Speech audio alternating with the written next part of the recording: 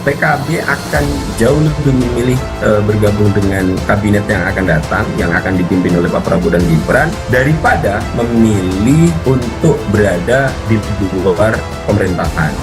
Secara personal antara Pak Prabowo dan Bu Mega tidak ada persoalan serius, namun adanya Pak Jokowi yang menurut PDIP dilabeli sebagai petugas partai yang tidak taat.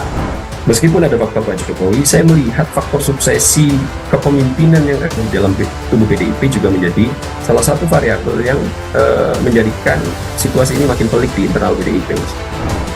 Model dan kekhasan demokrasi ala Indonesia ini menghasilkan benteng yang cukup kuat ketika persoalan bertubi-tubi menghantam kita. Saya berharap juga hal ini nanti bisa dilakukan oleh Pak Prabowo karena pembangunan ekonomi yang akan kita lakukan, terutama menyikapi situasi politik global yang serba ketidakpastian ini.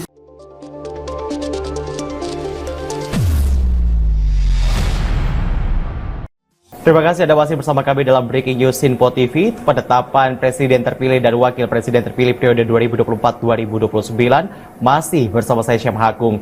Tadi di paruh sebelumnya pemirsa kita sudah melihat pantauan langsung dari jurnalis Sinpo TV, ada Jihan Nabila dan juga Fahrizal dari KPU dan juga dari dari Kertanegara 4 Jakarta Selatan dari kediaman Prabowo Subianto. Tadi disampaikan bahwa dari KPU ini acara akan berlangsung pada pukul 10 waktu Indonesia bagian Barat. Kalau tadi dari Kertanegara 4 kami mendapatkan informasi bahwa memang nanti Prabowo Subianto selaku presiden terpilih dengan wakilnya, maksud kami wakil presiden terpilih, yakni Gibran Rakabuming Raka, serta dari pihak TKN, tim kampanye nasional Prabowo Gibran, serta dari ketua umum partai politik dan juga sekretaris partai politik yang tergabung dalam koalisi Indonesia Maju juga akan ikut ke KPU berbondong-bondong dari kediaman Prabowo Subianto menuju ke KPU, itu sekitar pukul 9.30 waktu Indonesia bagian Barat. Kalau saya melihat jam saat ini pukul 9:04 waktu Indonesia bagian Barat, berarti sekitar 26 menit lagi Prabowo Subianto beserta rombongan ini akan menuju ke KPU RI untuk nantinya ditetapkan sebagai presiden terpilih dan wakil presiden terpilih.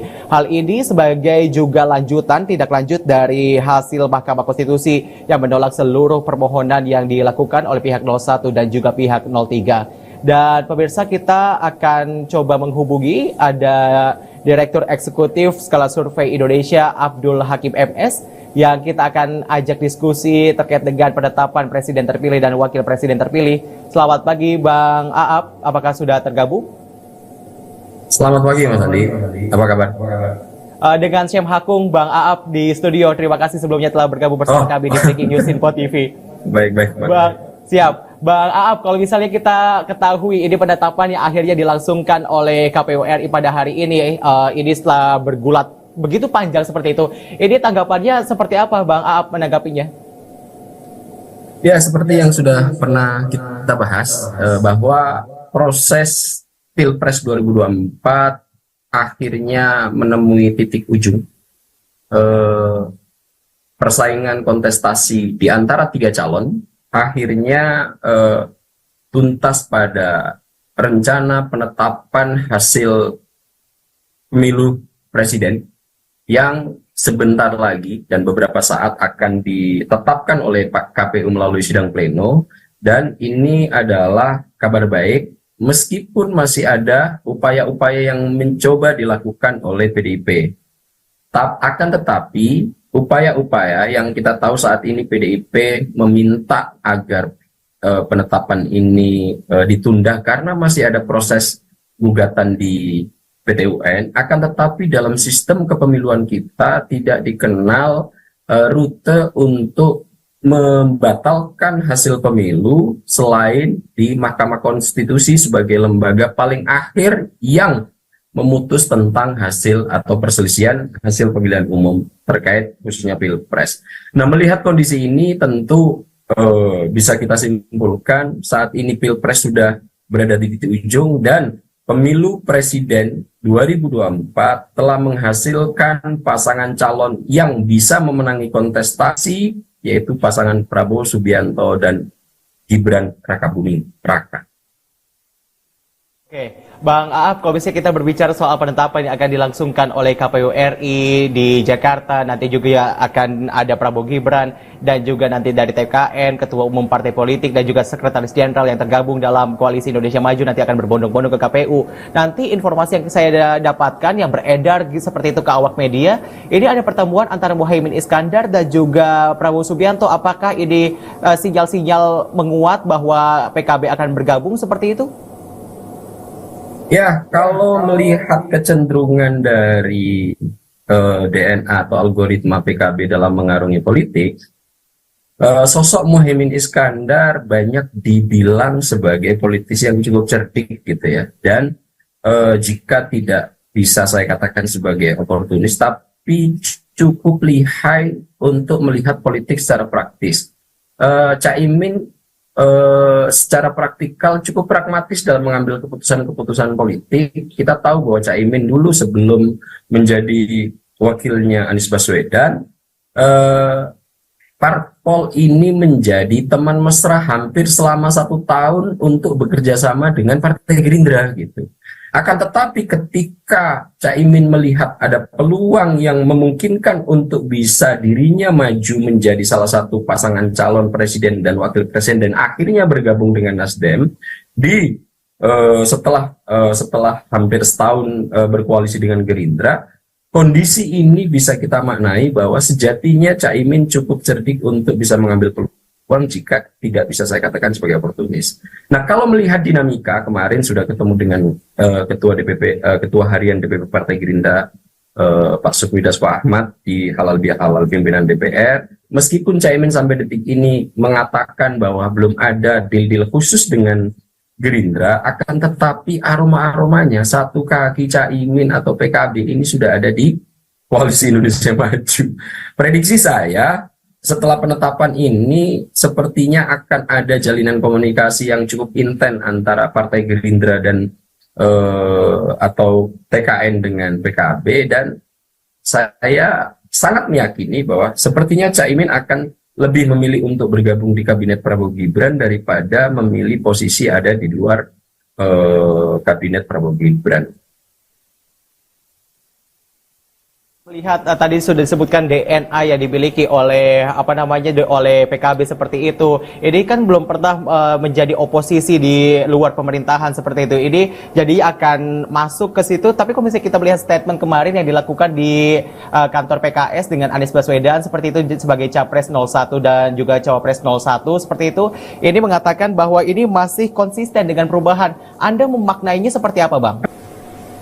Nah, lagi-lagi kalau merujuk ke sejarahan langkah politik yang diambil oleh PKB, tentu komitmen awal ketika sama Partai Gerindra akan sampai tuntas ketika memutuskan dan menandatangani piagam koalisi di Sentul waktu itu ya. Akan tetapi politik selalu mengalami dinamisasi, politik selalu mengalami perubahan yang cukup cepat, dan khusus untuk PKB dalam merespon situasi politik yang sedang berlangsung, reaksi Caimin ini cukup cepat dan tidak pernah gampang mengambil keputusan gitu. Kita lihat kesejarahan seperti yang sudah saya ingin di awal. Ketika sudah hampir setahun menjalin kerjasama dengan Partai Gerindra untuk koalisi dalam menghadapi Pilpres 2024, akan tetapi ketika peluang ada ketika Nasdem mengajak PKB untuk berpartner mendampingi Anies Baswedan, dengan cepat Caimin tidak menyia-nyiakan kesempatan itu. Jadi kalau kita melihat tren kesejarahan yang dilakukan dan cara pengambilan keputusan dalam politiknya PKB, saya kok meyakini bahwa PKB akan jauh lebih memilih bergabung dengan kabinet yang akan datang, yang akan dipimpin oleh Pak Prabowo dan Gibran, daripada memilih untuk berada di luar pemerintahan. Kalau kita lihat lagi disebut tadi DNA untuk menjadi oposisi sebetulnya tidak merasuk di darah PKB. Lebih banyak PKB terus ingin berkontribusi dalam pemerintahan dalam konteks pembangunan negara dan bangsa. Bang Aap, kalau misalnya tadi kita sudah membahas PKB nih, tapi yang sadar terdengar juga ada PKS, ada juga P3, bahkan PDI Perjuangan. Ini yang PDI Perjuangan yang semakin sengit ini semakin santer terdengar bahwa Prabowo Subianto sebagai presiden terpilih katanya akan isunya akan bertemu dengan Megawati Soekarno Putri seperti itu. Ini isunya benarkah yang Anda lihat sebagai pengamat politik atau seperti apa nih yang bisa Anda jelaskan, Bang Aap? Ya, kalau tadi kita bahas PKB, yang menarik sekarang ini adalah wacananya apakah nanti PDIP itu akan bergabung atau tidak dalam koalisi pemerintahan. Kemudian itu nanti indikatornya jika kemudian Pak Prabowo bisa bertemu dengan Bu Mega, tentu ini akan menjadi jalan yang cukup lebar. Akan tetapi ternyata tantrumnya PDIP belum selesai, Mas. Jadi, tantrumnya belum selesai, meskipun eskalasinya tidak tantrum berat, masih dalam skala ringan, masih mengikuti prosedur hukum yang akan ditempuh. Namun, kalau melihat indikasi ini, saya lihat hanya untuk menaikkan bargaining position. Di awal-awal, banyak statement yang mengatakan bahwa wacana pertemuan antara Bu Mega dan Pak Prabowo ini akan segera dibahas dan intensitasnya akan semakin tinggi pasca keputusan MK.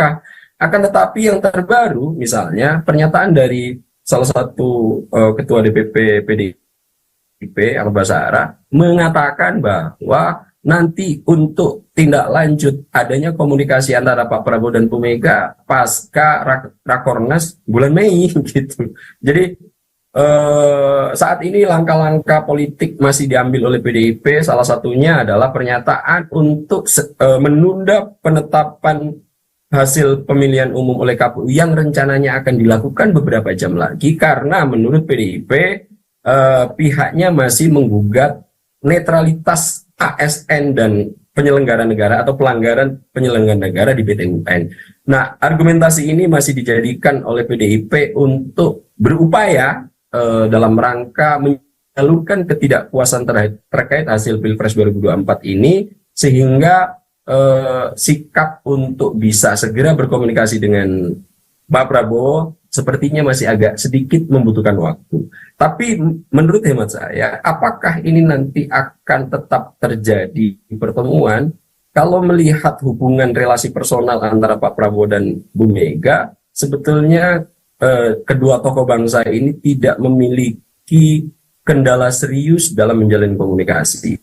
Hanya ada faktor Pak Jokowi yang saat ini dalam tanda kutip sedang menjadi public enemy-nya PDIP gitu. Nah, dalam konteks ini memang secara personal antara Pak Prabowo dan Bu Mega tidak ada persoalan serius, namun adanya Pak Jokowi yang menurut PDIP dilabeli sebagai petugas partai yang tidak taat, inilah yang kemudian membuat posisi ini harus memerlukan waktu untuk mengelolanya sehingga titik temu kepentingan antara Bu Mega dan Pak Prabowo bisa terjadi. Karena saya yakin Bu Mega, Pak Prabowo memiliki visi yang sama untuk membesarkan Indonesia, untuk melakukan pembangunan, akan tetapi dinamika dan fakta politik yang terjadi saat ini memang perlu dikelola dan diwadahi dengan seni yang cukup tinggi. Ini kan soal bagaimana komunikasi antara dua tokoh mewadahi semua hasrat dan kepentingan politiknya, sehingga ini memang menurut hemat saya memerlukan beberapa saat dan rute pembangunan yang cukup baik agar satu dan yang lain tidak merasa dimarginalkan atau posisinya tidak saling superior dan inferior. Dan ini yang saya lihat menjadi salah satu kendala yang sampai detik ini kenapa pertemuan antara Pak Prabowo dan Bu Mega masih belum terwujud. Meskipun kalau kita lihat Partai Gerindra, Pak Prabowo juga sudah sangat terbuka untuk adanya pertemuan itu. Di pihak Bu Mega juga kalau kita merujuk pernyataan Mbak Puan, itu juga cukup legowo. Akan tetapi di dalam PDIP masih ada faksi tertentu yang hal ini jangan sampai terjadi gitu. Dan seandainya ini pun yang akan diambil langkah PDIP, Pak Prabowo juga menyatakan akan menghormati semua hal yang dilakukan oleh kekuatan politik yang ada di Indonesia. Yang penting visinya satu, Pak Prabowo cukup legowo, Pak Prabowo cukup mengharapkan pembangunan bisa dilakukan bersama, tapi seandainya ada sikap politik yang berbeda, Pak Prabowo dan Gerindra kan sudah melakukan pernyataan melalui Bang Dasko akan menghormati sikap politik apapun yang akan dikeluarkan oleh kekuatan-kekuatan politik yang ada saat ini, Mas.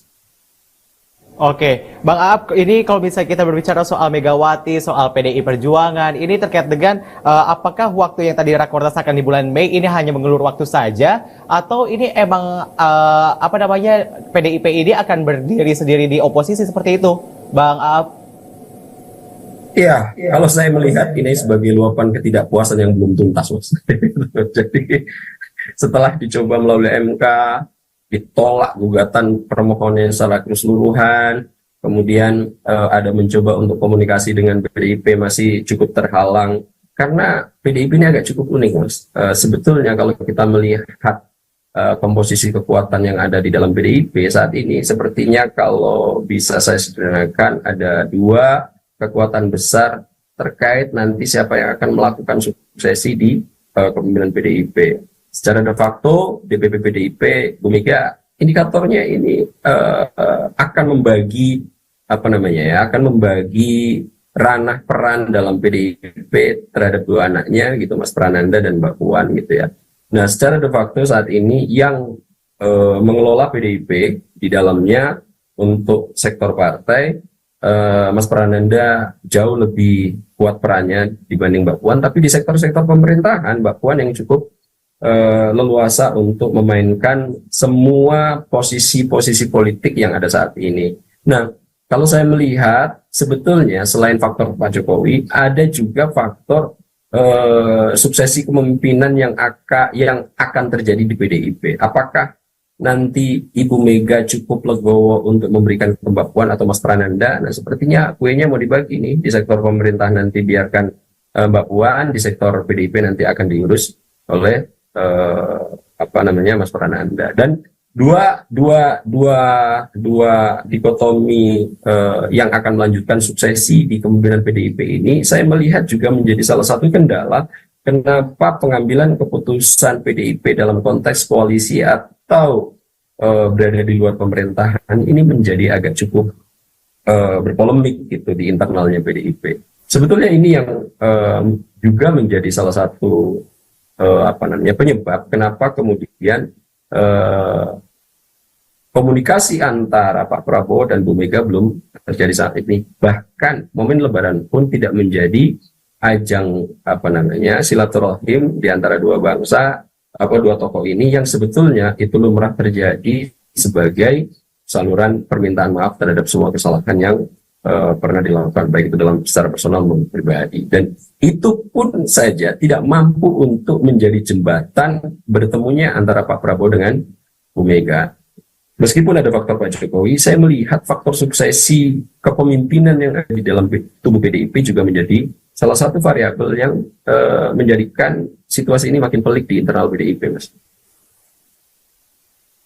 Kalau misalnya kita berbicara soal PDIP dan Megawati yang sedang hangat diperbincangkan seperti itu di penetapan Pilpres 2024, ini jadi Anda melihatnya akankah bertemu, Bang, antara Prabowo dan juga Megawati? Kalau detik ini ya, melihat sinyalemen yang ada dan indikator fakta politik yang mengemuka, sepertinya cukup bisa peluang untuk Bu Mega dan Pak Prabowo ini bertemu. Karena lagi-lagi saya singgung, sebetulnya secara personal Pak Prabowo dengan Bu Mega tidak terlalu menjadi friksi serius, kerjasama politik kerap kali dilakukan, agak cukup berbeda situasinya misalnya dengan Pak SBY begitu ya, dimana karena Pak SBY dulu itu adalah salah satu yang menjadi pembantu Bu Mega, kemudian melakukan sesuatu tanpa berkonfirmasi terlebih dahulu. Nah, Pak Jokowi itu mirip posisinya seperti itu. Akan tetapi untuk Pak Prabowo itu agak cukup berbeda situasinya. Pernah menjadi wakilnya Bu Mega dalam mengusung beberapa calon kepala daerah mereka berkoalisi, misalnya mengusung Pak Jokowi di DKI Jakarta, gitu ya. Jadi kondisi-kondisi yang pertama kali, maksudnya DKI Jakarta pertama kali, yang mengusung Pak Jokowi itu kan juga Gerindra dan PDIP, yang memisahkan juga Gerindra dan PDIP. Nah, kalau melihat fakta dan indikator politik yang ada saat ini, sebetulnya secara personal tidak ada kendala serius yang bisa menghalangi dua tokoh bangsa penting ini untuk saling berkomunikasi bagaimana cara untuk membangun bangsa. Namun lagi-lagi ada beberapa variabel termasuk yang saya katakan selain Pak Jokowi ada juga faktor suksesi kepemimpinan yang ada di dalam PDIP. Siapa nih sih nanti yang akan melanjutkan Bu Mega? Ini juga menjadi kendala sampai saat ini sehingga pertemuan antara Pak Prabowo dan Bu Mega masih sedikit membutuhkan waktu. Dan jika sudah ada sinyalemen bahwa nanti komunikasi akan dijalin pasca Rakornas, kita tinggal tunggu Mei. Toh ini juga kabinet baru akan disusun dan disahkan setelah Pak Prabowo dilantik 20 Oktober mendatang. Jadi dinamika ke depan ini yang paling utama adalah bagaimana penyusunan kabinet, siapakah nanti yang akan bergabung dengan koalisi selain parpol-parpol yang berada dalam KIM, tentu PKB, PDIP, kalau P3 sudah cukup jelas lah. Pak Mardiono sudah menjalin komunikasi dengan Pak Prabowo, kemudian PKS sepertinya sudah mulai juga ada sinyalemen-sinyalemen positif seperti yang diperskonferensikan itu. Bahkan untuk mencalonkan Anies Baswedan pun sudah mulai ini karena PKS sudah memiliki calon tersendiri untuk DKI Jakarta. Nah, memang satu-satunya parpol berkekuatan besar dan sebagai pemenang pemilu adalah PDIP yang saat ini masih menjadi tanda tanya. Meskipun indikatornya itu peluang untuk bergabung dalam pemerintahan cukup lebar, namun bisa saja nanti rutenya bisa terjadi 180 derajat. Kita tunggu aja apakah memang pertemuan antara Pak Prabowo ini akan terjadi setelah Rakornas ataukah bahkan lebih cepat gitu ya. Karena kalau merujuk dari sikap, perilaku, statement yang dikeluarkan oleh Pak Prabowo dan Partai Gerindra, tidak ada sesuatu yang bisa menghalangi itu untuk menyebabkan ketersinggungan. Misalnya, ketika diumumkan menang di MK tidak ada euforia. Kemudian Pak Prabowo ini saatnya bersatu. Tidak ada kejumawahan yang diperlihatkan oleh Partai Gerindra dan Pak Prabowo ketika memenangi kontestasi. Dan ini saya yakin bisa menjadi landasan apik untuk bagaimana komunikasi dengan PDIP bisa berlangsung, Mas.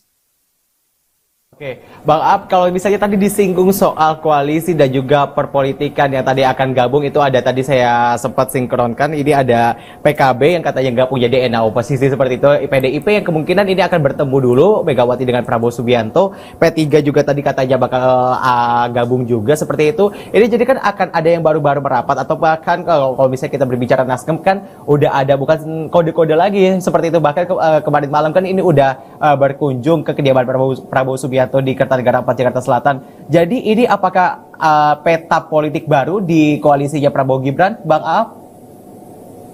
Ya, demokrasi Indonesia memunculkan kebiasaan yang cukup unik ya, Mas ya.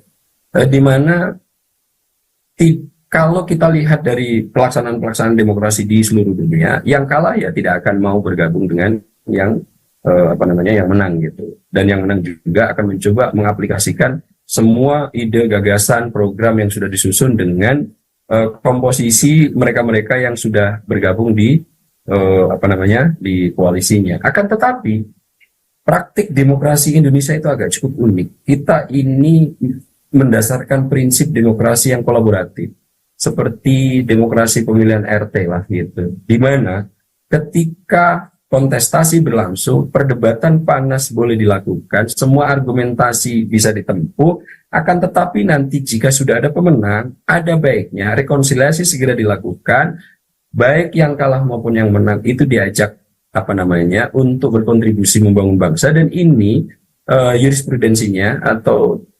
kesejarahannya sudah pernah dialami oleh Pak Prabowo. 2014 Pak Prabowo harus mengakui bahwa Pak Jokowi lebih unggul dalam kontestasi. Akhirnya Pak Prabowo sampai 2019 memilih untuk berada di jalur luar pemerintahan. Akan tetapi ketika 2019 Pak Jokowi menang, ini rute demokrasi RT mulai diadopsi lagi. Pak Jokowi dengan legowo mengajak gabung Pak Prabowo untuk masuk ke kabinet dalam rangka pembangunan bangsa. Kemudian Pak Prabowo pun cukup legowo meskipun harus menerima hujatan cukup luar biasa dari pendukung-pendukungnya kala itu untuk bergabung dengan pemerintahan. Akan tetapi kita lihat model dan kekhasan demokrasi ala Indonesia ini menghasilkan benteng yang cukup kuat ketika persoalan bertubi-tubi menghantam kita. COVID yang menghantam kita hampir 3 tahun bisa kita lalui dengan baik. Resesi ekonomi yang kemudian itu menjadi ancaman serius bagi banyak negara, di Indonesia cukup bisa dikelola dengan tidak berdampak cukup signifikan. Belum lagi persoalan-persoalan pembangunan infrastruktur bisa dilakukan dengan dengan situasi yang tidak banyak mendapatkan hambatan berarti meskipun masih ada kendala. Nah, model-model yang seperti ini memang saya melihat menjadi kekhasan yang ada di Indonesia saat ini gitu. Tidak ada kejumawahan dan itu mulai dibangun pasca Pilpres 2019. Saya berharap juga hal ini nanti bisa dilakukan oleh Pak Prabowo karena pembangunan ekonomi yang akan kita lakukan terutama menyikapi situasi politik global yang serba ketidakpastian ini tentu harus ditangani oleh banyak pihak, di mana di internal Indonesia tidak boleh selalu berkonflik. Karena ancaman saat ini kita tahu paling dekat kita adalah Laut Cina Selatan, ancaman perang di Taiwan sudah di depan mata, kemudian Laut Cina Selatan saat ini sudah mulai memanas, pergeseran perang di Timur Tengah sudah mulai mengemuka, dan ini akan segera mengubah konstelasi politik global kita, dan tentu kondisi yang cukup luar biasa pelik untuk dihadapi Indonesia ini memerlukan pengelolaan dengan adanya kekompakan di dalam negeri. Nah, saya berharap betul misalnya kabinet yang akan disusun Pak Prabowo bisa mewadahi ini, demokrasi kolaboratif bisa kita lakukan, sehingga nanti kalau ada persoalan-persoalan serius bisa ditangani secara bersama-sama seperti kita menangani ancaman COVID dan ancaman resesi ekonomi yang bisa kita lalui dengan baik, termasuk juga ancaman konstelasi politik global dan regional yang cukup dekat di di sebelah utara kita, yaitu Laut Cina Selatan gitu. Nah, kondisi ini saya berharap sih bisa diwadahi, dan kalau melihat indikasi dan fakta politik yang saat ini, rute itulah sepertinya yang ingin ditempuh oleh Pak Prabowo dan Partai Gerindra, karena hanya dengan itu nanti semua program, semua upaya untuk menanggulangi persoalan-persoalan yang mungkin dalam waktu dekat akan hadir itu bisa segera diatasi. Bang Aap, Bang Abdul Hakim, MS, selaku Direktur Eksekutif Skala Survei Indonesia. Terima kasih atas waktunya telah bergabung bersama kami di Breaking News Info TV. Semoga pertemuan yang tadi kita bahas seperti itu yang menjadi titik center dari seluruh media, dan juga ini untuk pemerintahan ke depannya seperti itu agar berjalan dengan lancar, mengemban amanah masyarakat. Ini pertemuan antara Megawati Soekarnoputri dan juga Prabowo Subianto ini bisa segera bertemu seperti itu, dan juga ini koalisi untuk perpetakan politik juga sudah bisa berjalan. Terima kasih Bang Aap atas informasinya kepada kami di Sinpo TV.